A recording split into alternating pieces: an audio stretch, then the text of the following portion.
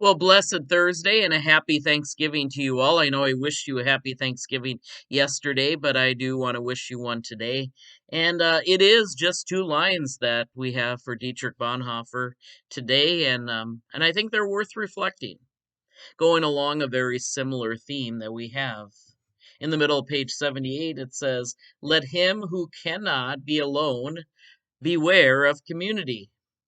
And let him who is not in community beware of being alone." Once again, there is a little bit of a play on words, but it is something that is very profound. And it is the reminder of a lot of balances that we are called to have in the Christian walk. The most familiar, probably for Lutherans, is that we are simultaneously at the same time saint and sinner. We are also reminded that Jesus is both God and human at the same time. We also are reminders that we belong to two kingdoms, the kingdom of this world, where we identify as our nation, and the kingdom of heaven at the same time. And so he puts these contrasts together, that we are both alone and we are both in community. And so we might have a general orientation in this world that leads us to be alone or leads us into community. Now, I would say that one way you could take it is that some of us are extroverts and some of us are introverts. And as we've learned from psychology, there's nothing wrong with being an extrovert and there's nothing wrong with being an introvert. Basically, what we're told, and I'm going by my experience with the Myers-Briggs personality inventory, it's a question of where you get your energy. Do you get it from being with people? Or do you get it from being alone? I am an extroverted person. People know that. But I also had another side of my life that made me both uneasy with that, and that was being an only child. Those of us who are only children know the tension. We have both a very, very deep individual side of us, and if we were introverted, we could stay in that side if we chose to. But then there are some of us that wanted to break out of that individuality and that energy starting point. We found that we also could get energy from other people.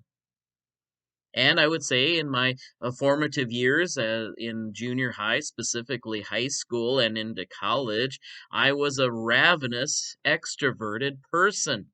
I love to be in community. I love to belong to multiple fellowships. And if you were in an area with multiple Christian churches, I remember I had this temptation right at the very beginning of seminary, where I found out that I could have belonged to a small group almost every day of the week with at least two or three different churches, and I could have justified it all, that I'm learning from community. But the Lord taught me something else through that process, and has taught me something else with being a pastor, to value introversion as much as I value extroversion.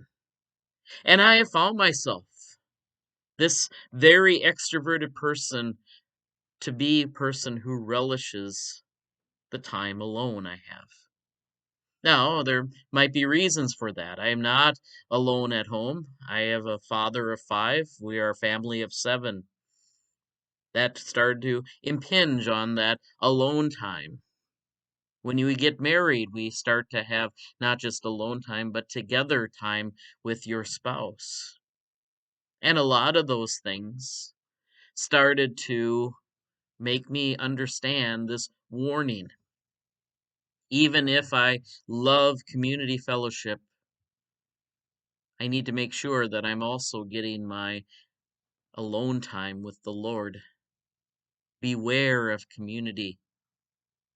But in the opposite extreme, if I'm a person that values alone time, and I found this tendency in myself too, where I start to think about all the solitary alone things that I can do with my job. Sometimes it is hard for me to get out and to say, I need the community. I need to get in there. I need to see other believers. And I need to be aware that I don't make that my entire time. Because I have that depthness. I can be there with a book. I can be there studying the Bible. I can be there studying the original language and all those other, what I would call alone type of activities when I need to be in community and be prepared to go into community. Beware of the alone time. And so I would say that for you on this Thanksgiving Day, give thanks for the time that God has given you. And give thanks for the people that you have.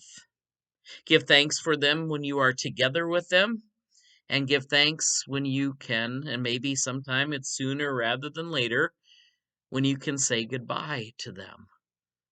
Maybe for another few weeks, maybe for another days, maybe for some another year. However often you gather and how often you be alone, there is an admonition to both. But we are called in each circumstance to give thanks. God bless you today. We trust that these continue to be words of encouragement. Happy Thanksgiving to you. We'll see you tomorrow. Take care.